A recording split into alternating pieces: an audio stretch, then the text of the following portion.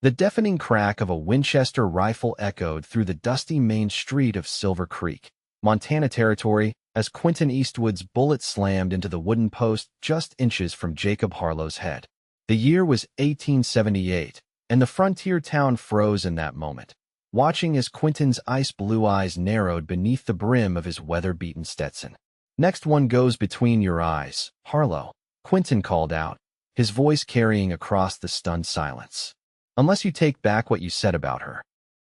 Jacob Harlow raised his hand slowly, sweat beading on his brow despite the October chill.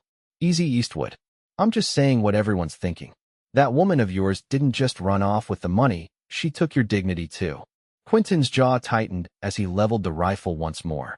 3 years had passed since Zara O'Connor had disappeared from his life, but the wound felt as fresh as the day he'd discovered her gone, along with the earnings from the cattle drive he'd spent months working. $3,000, their future vanished with her. "Last warning," Quentin said, his finger tensing on the trigger. Sheriff Thomas Miller stepped between them, his weathered face grim. "That's enough, Quentin. Put the rifle down. We don't need bloodshed over ancient history." Ancient history. Those words stung worse than any bullet could. Quentin lowered his weapon slowly, the rage within him cooling to the familiar dull ache that had been his constant companion since Zara left. "She's not worth hanging for, Eastwood," Harlow called after him as Quentin turned away. Perhaps she wasn't. But there had been a time when Quentin would have died for Zara O'Connor without hesitation. The saloon doors of the Silver Dollar swung open as Quentin entered, the piano player's tune faltering for just a moment before resuming. He nodded to Mabel, the barkeep's wife, who slid a whiskey across the polished wood before he even reached the counter. "On the house," she said softly. "You look like you need it." Quentin downed it in one burning gulp. "Obliged." "You can't keep pulling your gun every time someone mentions her name," Mabel chided gently. "It's been 3 years." "I know how long it's been," Quentin replied, pushing the empty glass toward her. "Another." As Mabel poured, the saloon doors swung open again, and the usual chatter died instantly. Quentin felt it, that strange shift in the air, like the pressure drop before a tornado. He turned slowly, glass halfway to his lips. And there she stood, Zara O'Connor, wrapped in a travel-worn cloak, her raven hair tucked beneath a simple bonnet. Her green eyes, which had haunted his dreams for 3 long years, now sought his across the crowded room. She looked thinner, her once rosy cheeks pale beneath a light dusting of freckles. But it was undeniably her. The whiskey glass shattered on the floor as it slipped from Quentin's grasp. For a moment, nobody moved. Nobody breathed. Then something shifted behind Zara's skirts. A small hand clutched at the fabric, and a boy of perhaps 2 or 3 years peered out at the strange faces. His hair was the same sandy brown as Quentin's, his eyes the same startling blue. "Hello, Quentin," Zara said, her voice both familiar and foreign after so much time. "I've come home." The saloon erupted in whispers as Quentin stood frozen, staring at the woman who had broken his heart and the child who looked so achingly like himself. "Whose boy is that?" he demanded, his voice barely audible above the murmurs. Zara lifted her chin, summoning the courage that had carried her back to this place. "Yours," she said simply. "His name is William. William Eastwood." Quentin felt the floor tilt beneath his boots. He gripped the bar for support, aware that every eye in the saloon was fixed on this tableau: the betrayed cowboy, the returned woman, and the child who connected them. "That's a damned lie," he growled, even as his eyes traced the boy's features, recognizing his own father's jawline, his own mother's brow. "Step outside with me," Zara requested quietly. "Please. There are things you need to know." Quentin looked around at the eager faces of the townsfolk, already savoring this new chapter of gossip. With a curt nod, he followed Zara out into the street, maintaining a deliberate distance between them. The child clung to his mother's hand, stealing curious glances at the tall stranger. Quentin avoided looking at the boy directly, afraid of what emotions might ambush him if he did. "You've got nerve coming back here," Quentin said when they reached the relative privacy of the alleyway beside the general store. "After what you did." Zara's eyes flashed with something that looked like pain. "And what is it you think I did, Quentin? Don't play games. You stole my money, our future, and ran off. $3,000, Zara. Everything I had. She shook her head slowly. Is that what you believe happened? That I robbed you? What else would I believe? You disappeared the same day I brought home the money from the cattle drive. No note, no explanation. Just gone, along with every cent. Zara knelt down to the boy's level. William, would you be a good boy and count those barrels over there for Mama? I need to know exactly how many there are. The child nodded solemnly and wandered a few paces away, diligently beginning his counting task. I never took your money, Quentin, Zara said once the boy was out of earshot. Your brother did. Quentin felt as if she'd struck him. Victor? That's absurd. He was in Denver when you left. No, he wasn't. He came back early. Found me packing my things. Packing? Quentin's brow furrowed. So you were leaving? Zara's eyes glistened. I had just found out I was with child. I was scared, Quentin. You'd been talking about heading further west, taking more risks.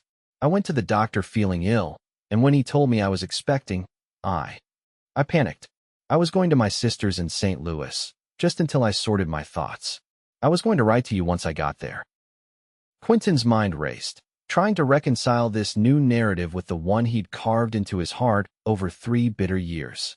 And Victor. He came to the house while I was packing.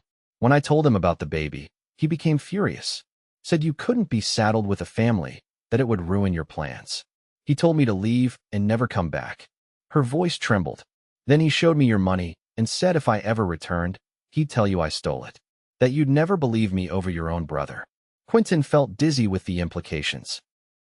Victor had always been reckless with money, always in some kind of trouble, but this? Why would I believe you now, after all this time? Because I have proof. Zara reached into her small handbag and withdrew a folded letter.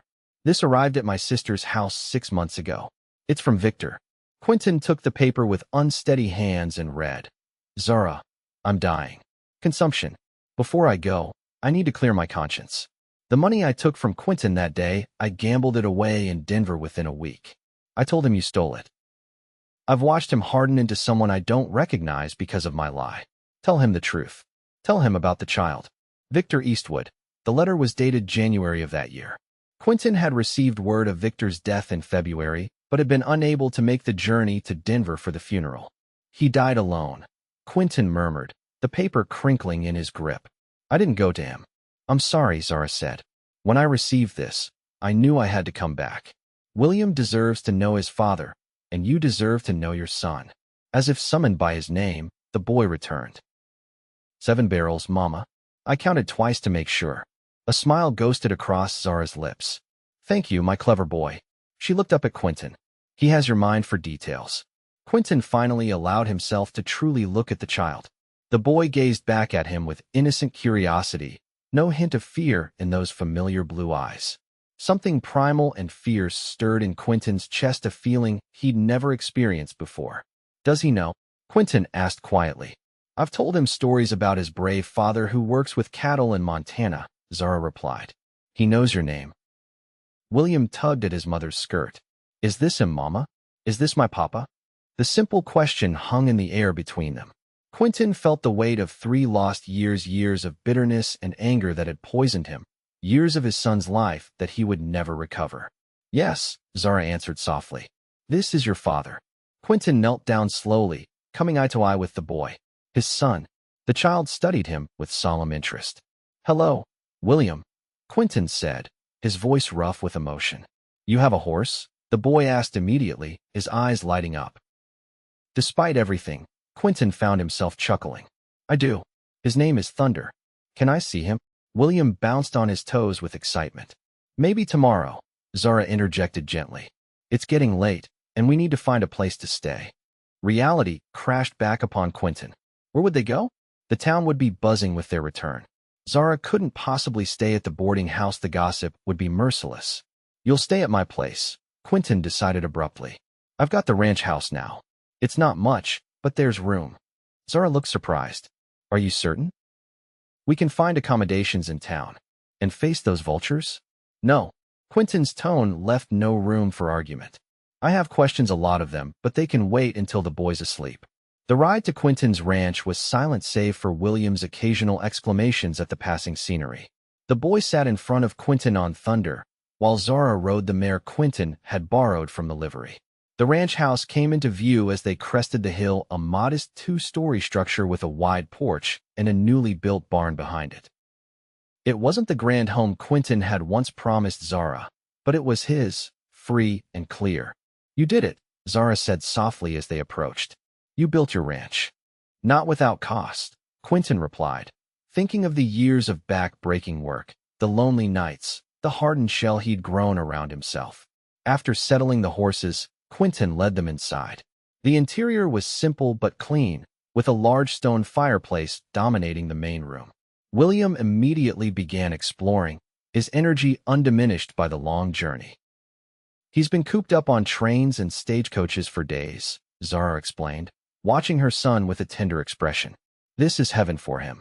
Quentin busied himself lighting the fire and heating water for coffee, acutely aware of Zara moving around his home, her presence filling spaces that had been empty for too long. When William finally succumbed to exhaustion, Zara tucked him into the small guest bedroom upstairs. She returned to find Quentin seated at the kitchen table, a steaming cup of coffee before him and another across the table, waiting for her. "He's asleep," she said, taking the seat across from him. The journey tired him out. Quentin nodded, his eyes fixed on the dark liquid in his cup. "Why did you stay away so long?" "Victor's letter came 6 months ago." Zara wrapped her hands around her coffee mug, drawing warmth from it. "At first, I wasn't sure if I should come back at all. Victor's letter changed everything I thought I knew, but I wasn't certain you'd believe me. Then there were arrangements to make, money to save for the journey." She paused. "And I was afraid, Quentin, afraid of what I might find when I returned. Afraid you might hate me." "I tried to," Quentin admitted. "God knows I tried." Their eyes met across the table, and in that moment, the years between them seemed both vast and insignificant. "Tell me about him," Quentin said. "Tell me about our son." Zara's face softened. "He was born on March 12, 1876. He's smart, so smart it sometimes scares me. He loves horses, though he's never been on one until today. He's stubborn, like his father." A smile touched her lips. "He has nightmares sometimes, but he's brave about them. He likes stories about cowboys and Indians, and he can count to 20 without making a mistake." Quentin absorbed each detail like parched earth soaking up rain. "Does he know about me thinking you stole from me?" "No." Zara shook her head firmly. "I never spoke ill of you, Quentin. I couldn't bear for him to think his father didn't want him." The unspoken truth hung heavy between them. For 3 years, Quentin hadn't known to want his son. "I've lost so much time with him," Quentin said, his voice breaking. "Tom, I can never get back." "He's only 3, Zara reminded him gently. "There's still so much ahead: his first ride on his own horse, learning to rope, his first day of school." "You haven't missed everything, Quentin." "And what about us?" The question slipped out before he could stop it. "What happens now, Zara?" She looked down at her coffee. "I don't expect anything from you. I came back so William could know his father, and so you could know your son. I can find work in town, save up for a small place of our own." "Is that what you want?" Quentin asked, studying her face. "What I want," Zara faltered. "What I want doesn't matter much now. Too much has happened." Quentin reached across the table and took her hand. The touch, their first in 3 years, sent a jolt through both of them. "It matters to me," he said. Tears welled in Zara's eyes. "I wanted to come home to you, Quentin. Every day for 3 years. Even when I thought you believed the worst of me. I wanted to come home." Before Quentin could respond, a small voice called from the stairway. "Mama." They turned to see William standing on the bottom step, rubbing his eyes sleepily. "I had a bad dream," the boy explained, his lower lip trembling slightly. Zara started to rise, but Quentin was already moving toward his son. "It's all right, William," he said, kneeling before the boy. "Bad dreams can't hurt you. Want to know how I chase mine away?" William nodded solemnly. "I think about the best thing that happened that day, right before I go back to sleep. Today, the best thing that happened to me was meeting you." "What was the best thing that happened to you today?" The boy considered this seriously. "Riding your horse," he decided, "and finding my papa." Quentin's heart swelled painfully in his chest. "That's 2 things," he said with a gentle smile. "But I reckon they're both pretty good. Will you come tuck me in again?" William asked. "Both of you?" Quentin glanced at Zara, who nodded with glistening eyes. Together, they walked their son back upstairs, each holding one of his small hands. After William had fallen back asleep, they stood in the hallway outside his room, the weight of all that remained unsaid pressing upon them. "Stay," Quentin said simply. "Not just for tonight. Stay here, both of you. This is your home too, if you want it to be." "Quentin," Zara began, her voice uncertain, "we can't just pick up where we left off. You've changed. I've changed. I'm not asking to go backward," he clarified. "I'm asking for a chance to go forward. Together." The following weeks brought a gradual adjustment as they learned to coexist under one roof. Quentin moved into the small room he'd been using as an office, giving Zara his bedroom. They established careful boundaries, circling each other with a mixture of familiar ease and new caution. William, however, had no such reservations.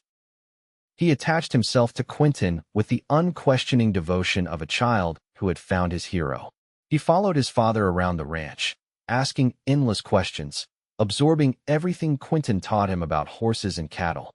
"He's got a natural seat," Quentin told Zara one evening as they watched William on his first pony, a gentle old mare Quentin had bought from a neighboring ranch. "Never seen a child take to riding so quickly." Zara smiled, watching her son's face light up with joy as the pony trotted around the corral. "He's been dreaming of this his whole life." "I'm sorry I wasn't there," Quentin said, the regret evident in his voice. "You're here now," Zara replied. "That's what matters." As autumn deepened toward winter, the ranch demanded more of Quentin's attention. Cattle needed to be moved to winter pastures, repairs had to be made before the snow, and supplies gathered to see them through the cold months ahead. Zara proved herself invaluable, falling easily back into ranch life. She tended the vegetable garden, preserved food for winter, and kept the house running smoothly. The skills she'd learned growing up on her father's small farm in Kansas served her well. The townsfolk gradually adjusted to her return, though gossip continued to swirl. Some were openly hostile, believing she had indeed stolen Quentin's money and now returned only when it was spent. Others were more welcoming, particularly after Sheriff Miller publicly supported Quentin's account of Victor's deception. One crisp November morning, Quentin returned from town with a letter for Zara. "It's from my sister," she said after reading it. "She's sending the rest of our things by train. They should arrive next week." Quentin nodded, watching as she carefully refolded the letter. "Does that mean you've decided to stay? Permanently?" Zara looked up at him, her green eyes searching his face. "If you'll have us."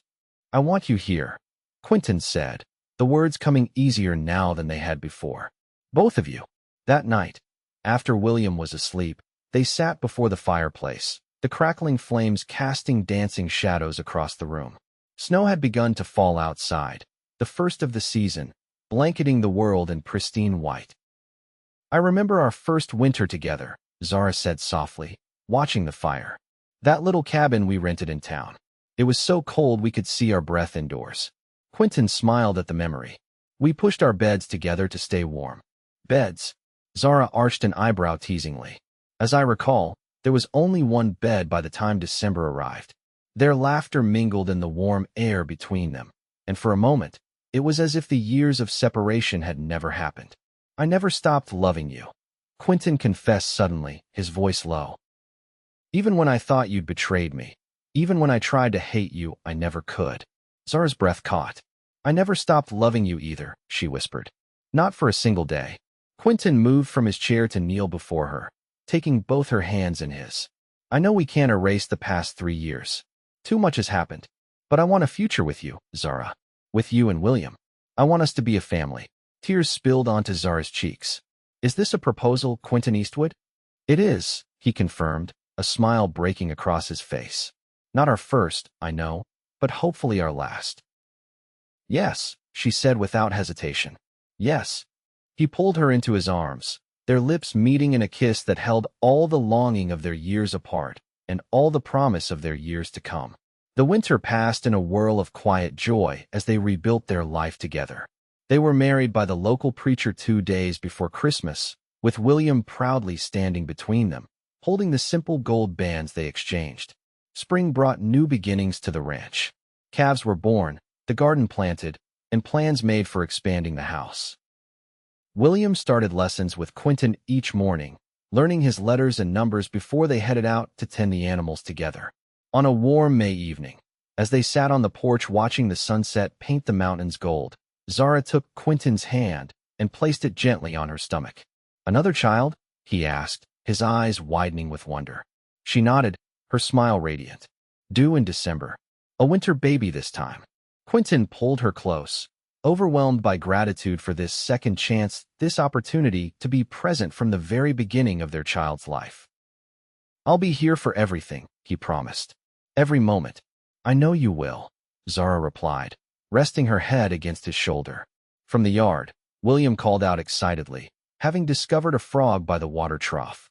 They watched as he carefully cupped the creature in his small hands, his face alight with discovery. "He has your sense of wonder," Quentin observed. "And your determination," Zara added. "Heaven help us when the new one arrives. 2 stubborn Eastwoods might be more than I can handle." Quentin laughed, drawing her closer. "You're stronger than both of us combined, Zara Eastwood. Always have been." As twilight deepened into night, with William now asleep upstairs and the promise of their growing family between them, Quentin reflected on the journey that had brought them here.